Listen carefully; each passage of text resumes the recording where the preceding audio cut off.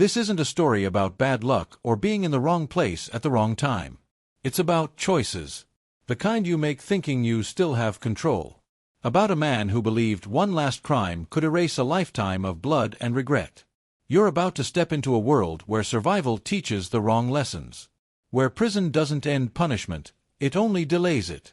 Where a father dreams of redemption, not knowing fate is already setting a trap.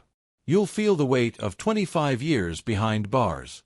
You'll feel the hunger to be forgiven, the desperation to provide, the lie of just once more. And when the truth finally hits, it won't come with mercy. Because in this story, the worst prison has no bars. The real sentence is memory.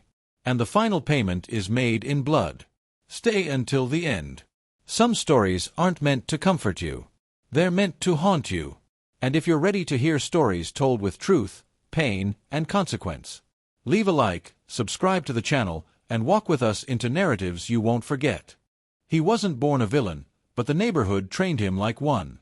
Southside blocks, cracked sidewalks, corner stores, sirens as lullabies. People called him Strong Arm because his hands solved problems fast. Not with patience, nah, with pressure, with threat, with that cold stare. He walked like the streets owed him rent, like fear was his paycheck. And the truth? He liked it, until the hustle started liking him back. That's the dirty part. The shadows don't just follow you, they claim you. Every day was a heat check. Who's watching, who's talking, who's plotting. He stayed on, jaw tight, hoodie up, mind always counting exits. Money came quick, but peace never showed up to pick him up. He'd flash a grin in front of the guys, then go quiet when alone. Because at night, the gun felt heavier than the cash felt good. And when blood gets close enough, you start smelling it even when it's not there. That's when regret whispers, soft, like a radio playing in another room. He wasn't the type to cry, but he was the type to ruin lives. He'd kick doors, shake down a dude for a chain, take a wallet like it's air. Then he'd tell himself, it's survival. It's the game. It's just business. But business doesn't look like a kid begging, or a mother shaking in prayer. Business doesn't make you dream of faces you never meant to remember. Still, he kept hustling, because the street don't refund your mistakes. It just adds interest. Every sin comes back with a bigger bill.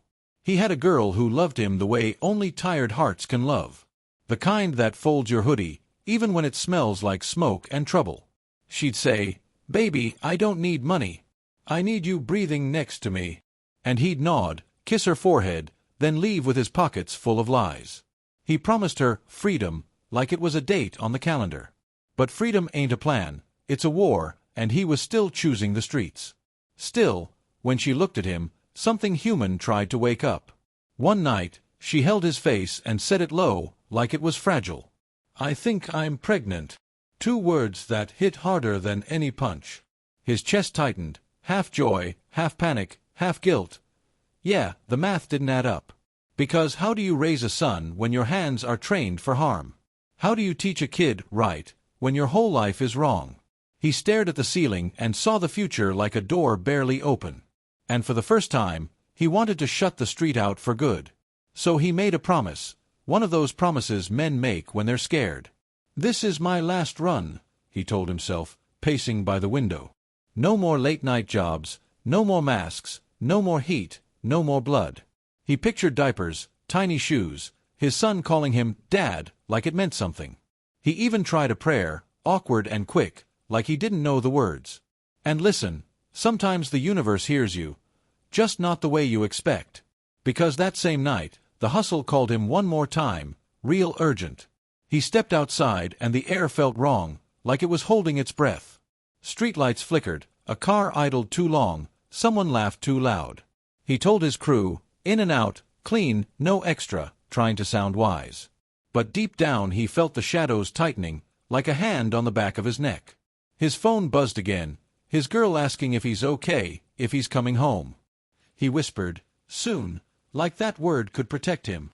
And right then, the first distant pops cracked the night, and everything shifted. The shots didn't sound real at first, more like fireworks cracking too close. Then the burn hit, sharp, violent, unforgiving, right through his side. He ran on instinct, lungs on fire, shoes slapping pavement like panic drums. Sirens chased him, lights blurred, the world shrinking to pain and breath. He collapsed behind a dumpster, blood soaking concrete like a bad confession. In that moment, money meant nothing, reputation meant nothing, only survival. And fear. Fear finally had his full attention. He woke up floating between white lights and dark thoughts. Hospital ceiling, machines beeping, tubes in his arm, body heavy as guilt. A cop stood near the door, arms crossed, already knowing how this ends. The doctor spoke words like stable and lucky, but luck felt ironic. Because he knew, this wasn't an escape, just a pause before the fall. Pain meds dulled the body, but the mind stayed loud, restless, haunted.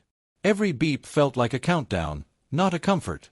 Then she came in, eyes swollen, hands shaking, love still standing somehow. She sat close, held his hand like he might disappear if she let go. Her voice cracked when she said it, right there between life and death. "You're gonna be a father." The room spun harder than the gunshots. His chest tightened, tears leaked sideways, mixing hope with pure terror. A son. A chance. A reason bigger than the streets ever gave him. He swore right then, if he lived, he'd never go back. But promises don't erase files, evidence, witnesses, or records. The cops came after the nurses left, reading charges like a death sentence. Attempted murder, robbery, firearm, each word another nail in the future. He looked at her belly like it was already sacred ground. "Don't cry," he whispered, though his own voice was breaking. "Tell him I tried. Tell him I wanted to be better." She nodded, but reality doesn't bend for tears. He healed just enough to be moved, shackles replacing 4 lines. From hospital bed to county transport, no sunlight, no mercy. The bus smelled like sweat, regret, and men who lost their timing. He stared out the window, watching the city slide past like a movie ending. Somewhere out there, his son was growing, cell by cell, breath by breath. And here he was, shrinking into a number, a case, a problem. That's when prison stopped being a word and became a destination. Court came fast, colder than he imagined. The judge didn't see a future father, just a pattern, a repeat offense. The sentence landed heavy, 25 years. Closed. No deals. His knees almost gave out, not from fear, but from time. 25 years means missed birthdays, missed first steps, missed everything. He bit his lip, swallowed screams, refused to cry in public. But inside, something cracked that never fully healed again. As they led him away, he looked back one last time. She stood there alone, holding life while he carried loss. He mouthed, "I'm sorry," knowing it wasn't enough, never would be. The doors closed, metal on metal, sealing his fate. Behind him, freedom, family, chance. Ahead, concrete, bars, routine. And somewhere in that long, dark tunnel of years, a child would grow up without knowing his father's voice. Prison time doesn't move, it drags, scrapes, and mocks you daily. Days blend together, the same gray walls, the same count, the same noise. Steel doors slam like reminders, you're not in control anymore. He learned fast, head down, eyes alert, trust no one fully. Respect was currency, silence was survival, and fear wore many faces. Every man inside had a story, but none of them had a shortcut out. And 25 years sounded louder with every morning roll call. The first years hit the hardest, like withdrawal from the world. He missed smells, rain, fresh coffee, clean clothes, freedom itself. At night, bunk staring contests replaced street patrols. He replayed mistakes over and over, trying to rewrite moments that wouldn't budge. The gunshot, the hospital, the judge's voice, it looped endlessly. Some men numbed themselves with rage, others with fake toughness. He chose silence, carrying regret like an unpaid debt. Letters came slow, then less, then sometimes not at all. But one thing never stopped, thinking about his son. He imagined first words, first steps, scraped knees, school mornings. He counted birthdays by scratches on the wall like a calendar of pain. Every year older meant his boy farther away. That distance hurt more than fights, lockdowns, or cold food ever could. Because prison punishes the heart more than the body. He tried to change, or at least convince himself he was changing. Read books, found religion when nights got too heavy. Prayed awkward prayers, asking forgiveness he didn't feel worthy of. Worked prison jobs, lifting boxes, cleaning floors, stacking days. Older inmates warned him, "Time don't heal, you just learn to carry it." He listened, because wisdom survives where ego dies. Still, hope stayed stubborn, like a weed in cracked concrete. Years passed, hair grayed, muscles softened, eyes aged. New inmates came in wild, left broken or worse. He stayed alive by staying invisible. News from outside felt unreal, phones changing, cities growing, faces aging. His son became a man in his imagination alone. And every night, guilt laid next to him like a cellmate. Quiet, heavy, impossible to ignore. When the parole rumors started, he didn't celebrate. Hope inside prison is dangerous, it makes the fall worse. Still, when his name echoed through the block, something stirred. Get your things. Simple words, impossible weight. He packed years into a small bag, hands shaking despite himself. Freedom stood close enough to smell, but fear walked beside it. Because leaving prison doesn't erase what you brought inside. As the gates opened, sunlight hit different, too bright, too honest. He stepped out older, slower, carrying time in his bones. 25 years gone, traded for lessons learned too late. He promised himself one thing: no more mistakes, no more blood. He would see his son, make things right, prove he'd changed. But redemption doesn't come clean, it comes tested. And outside those gates, the world was already waiting to see who he really was. Freedom didn't feel like the movies promised it would.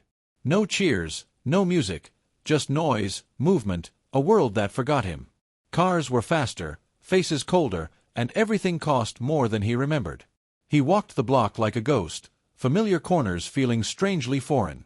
People talked around him, not to him, like time had erased his shape. And deep down, he knew, starting over at his age wasn't a slogan. It was a fight, quiet and desperate. His wife welcomed him with tears that mixed love and exhaustion. She hugged him tight, like she was checking if he was real. Home smelled like memories and absence at the same time. Photos on the wall told a story he was never part of. A son growing up through frames, not arms. She said his name with respect, but something unspoken lived between them.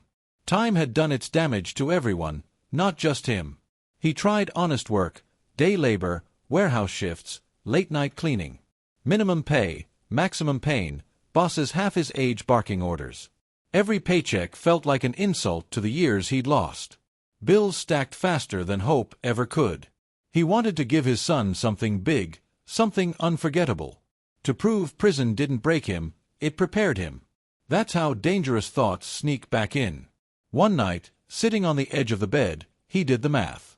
Not numbers, years, pride, fear, regret. He told himself it wasn't about greed anymore. It was about legacy, about fixing what time stole. "I just need one move," he whispered into the dark. "One clean job, no chaos, no blood, no mistakes." That lie sounded reasonable when repeated enough times. He started watching a jewelry store downtown. Glass clean as promises, lights bright enough to blind judgment.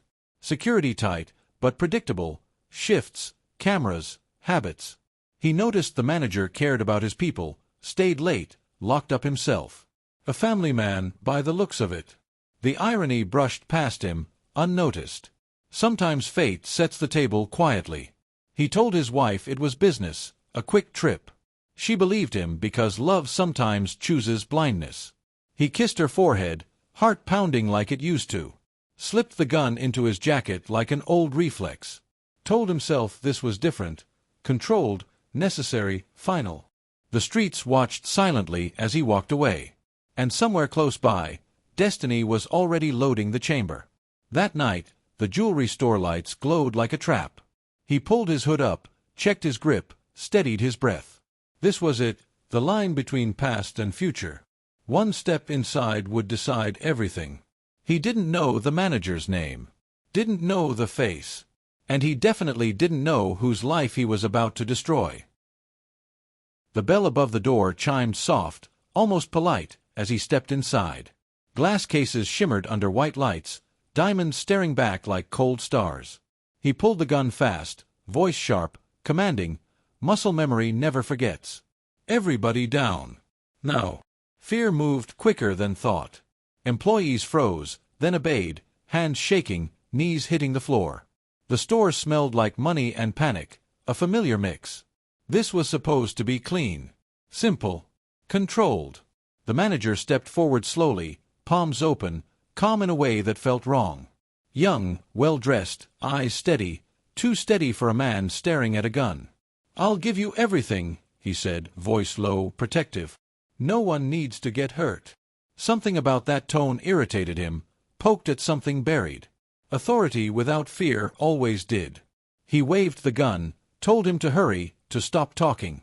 The manager opened the safe, hands careful, deliberate. Gold, watches, cash, years of work laid out in seconds. He noticed the man glance back toward a young woman near the counter. Pretty, terrified, clinging to the edge like it was an anchor. "Please," the manager said again, softer now. "She's got nothing to do with this." That word, please, hit harder than expected. The bag filled fast. Too fast. His heart pounded louder than the alarm that never went off. He thought of his son, imagined his face lighting up at the sight of money. College paid. Life fixed. Past erased. He turned to leave, already tasting relief. That's when the manager moved. Not for the money, for her. It happened in a blink, instinct, love, panic colliding. The manager grabbed for the gun, pushing it away from her direction. "Run!" he shouted, not thinking, just protecting. The world narrowed to hands, sweat, breath. Adrenaline surged, old fear waking fast. He pulled back hard, finger tightening. 2 shots exploded before thought could catch up. The manager fell, blood blooming red against the white floor. The girl screamed, a sound that ripped through the store. Time slowed, stretched, broke. He stood frozen, staring at the body he didn't mean to make. This wasn't part of the plan. This wasn't supposed to happen. But reality doesn't care what you planned. He ran. Bag heavy, legs weak, mind screaming louder than sirens ever could. Outside, the city kept moving like nothing changed. Cars passed. People laughed. Life ignored the blood he left behind. He told himself the man should have stayed still. Told himself it wasn't his fault. But somewhere deep inside, a voice whispered a truth he wasn't ready to hear. He walked back home slower than he planned, every step dragging a shadow. The bag felt heavier now, not from weight, but from what it carried with it. Sirens echoed far away, distant enough to pretend they weren't chasing him. His hands shook, not from fear of prison, but from something closer to shame. He kept telling himself it was done, that the past was finally paid off. "One last job," he whispered again, like a prayer already rejected. The door to the house stood ahead, quiet, unaware of the storm behind him. When he stepped inside, warmth hit him first, light, familiar smells, safety. His wife looked up and smiled, relief flooding her face instantly. She crossed the room fast, wrapped her arms around him like she'd been waiting years. "You're home," she said, voice soft, trusting, pure. That hug almost broke him. For a second, he imagined dropping the bag, confessing everything, begging forgiveness.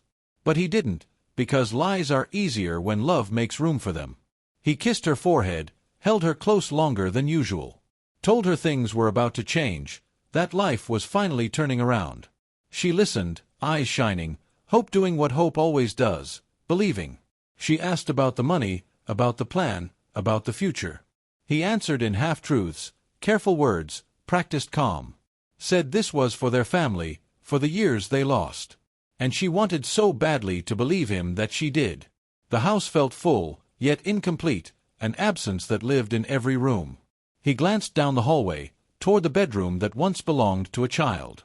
The door stayed closed, quiet, like it respected grief. He asked casually, "Where's our boy?" trying to sound normal. She hesitated, just a fraction too long.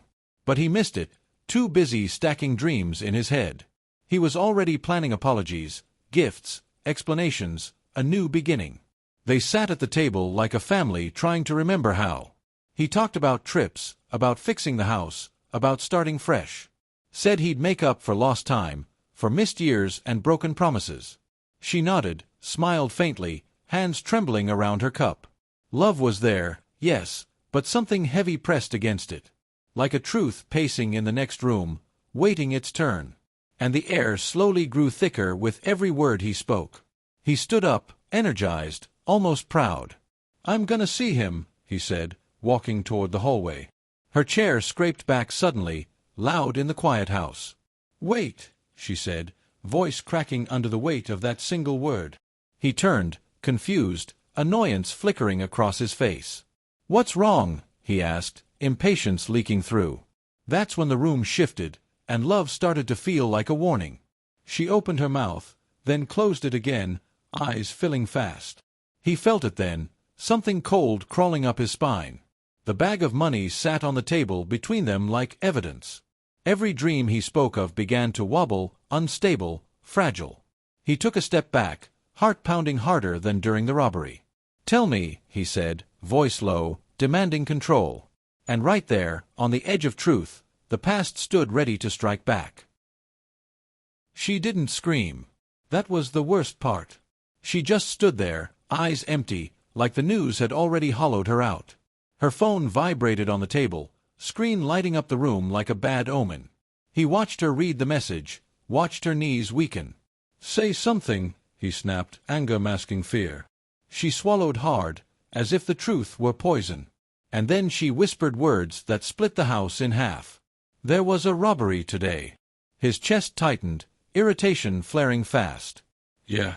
So what?" he said, defensive, impatient. She kept staring at the floor, voice trembling now. "At a jewelry store, downtown." Time slowed, like the universe leaning in. He felt a chill, but pride kept him standing tall. She finally looked at him, tears spilling without control. The manager, he tried to protect someone. His jaw clenched. He already knew. "He was shot," she continued, barely breathing between words. "Twice." Silence swallowed the room whole. The money on the table felt louder than gunshots. Then she said his name. Not the street name. Not the nickname. His real name, the one only family used. "Our son," she said, voice breaking completely. He was the manager. The world didn't explode, it collapsed inward. And suddenly, breathing became a task he couldn't manage. He laughed. A sharp, ugly sound that didn't belong there. "No," he said. "That's not funny. Don't play with me." She slid the phone across the table, shaking hands letting go. The headline stared back at him, bold and merciless. "Local man dies protecting employee during armed robbery." His legs gave out, body folding under its own weight. And still, he didn't cry. Not yet. Anger came first. Loud. Violent. Disgusting. Why didn't he stay down? He shouted, fists slamming the wall. Why'd he have to be a hero? He paced like a caged animal, blaming everyone but himself. The streets. The job. The timing. Fate. God. Anything except the man holding the gun. The audience should feel it now, the full weight of his selfishness. She watched him unravel with a look that wasn't love anymore. It was disappointment, deep and final. "Our son wanted to make you proud," she said quietly. "He worked hard. He stayed clean. He believed in you." Every word was a knife, slow and deliberate. "He died doing the right thing." And in that moment, there was no redemption left to defend him. The house went quiet in a way silence never should. Not peaceful, heavy, suffocating, cruel. He sat on the floor where his body had given up, staring at nothing. No tears came, just a dry ache behind the eyes, like punishment on delay. The money stayed on the table, untouched now, obscene in its stillness. That bag was supposed to fix everything. Instead, it had finished destroying what was left of him. That night, sleep never showed up. Every time he closed his eyes, the scene replayed, slow, merciless. The jewelry lights. The fear. The grab. The trigger pulling back, the shots breaking the air. He heard the scream again and again, louder each time. And now he had a face, a name, a history. His son's hands were the ones trying to stop the gun. Morning came, but it didn't bring relief. It brought reality. A room that once held a child now held only dust and memories. He opened the door and stepped inside like a trespasser. Posters on the wall. Old notebooks. Trophies from school. A life built without him, clean, disciplined, hopeful. Everything he never was. Everything he destroyed. He sat on the bed and broke for real this time. Not loud crying, no. This was the kind of pain that collapses inward. His chest tightened until breathing felt optional. He clawed at his own head, whispering apologies to empty air. I didn't know. I swear I didn't know. But guilt doesn't care about ignorance. It only cares about truth. Days turned into weeks, but suffering didn't move on. Food lost its taste. Time lost its shape. He avoided mirrors, because he couldn't stand the man looking back. Every siren outside felt personal. Every knock on the door sounded like judgment. He started talking to his son at night, out loud, alone. Begging forgiveness from someone who could never answer. His wife stayed, but love was gone. What remained was duty, grief, and a shared wound too deep to heal. She no longer argued. She didn't need to. The punishment was already working. She watched him decay slowly, haunted by his own reflection. No prison could hurt you more than this, she said once. She was right. He was serving life inside himself. He tried to pray, but the words felt fake now. Tried to blame fate, God, the streets, but none of it stuck. Because deep down, he knew the truth. He had pulled the trigger. He had chosen money over patience, pride over change. And the universe had answered with precision. Here, indeed, was payment made in full. Some nights, he sat alone and whispered the lesson too late learned. That violence always circles back. That evil doesn't miss, it waits. That you can run from your past, but it will recognize you instantly. His son was gone, at peace somewhere he could never reach. And he was still here, breathing, aging, remembering. That was the real sentence. To live every day knowing he killed the only thing he ever loved. Some people think punishment ends when the sirens stop. Others believe time is enough to wash the blood off their hands. But this story proves something darker. Some crimes don't end, they live inside you. He didn't lose his son to the streets. He didn't lose him to bad luck or destiny. He lost him to himself. To the lie that money fixes everything. To the arrogance of believing he could control violence without paying the price. Now ask yourself, what kind of prison would hurt you more? Steel bars and locked doors, or waking up every day knowing you destroyed the one thing you were trying to save? Is forgiveness even possible when the damage is permanent? I want to know what you felt listening to this story. Did anger come first? Sadness? Disgust? At what moment did you realize there was no redemption left for him? And now I want to hear from you. Which song should we turn into a story like this next? A song about regret, betrayal, love, crime, or destiny? Drop the name in the comments. Your suggestion might become our next episode. If you want to keep hearing stories told in this raw, emotional, unforgettable way, subscribe to the channel, activate notifications, and stay with us, because here, stories don't just entertain. They make you feel the consequences.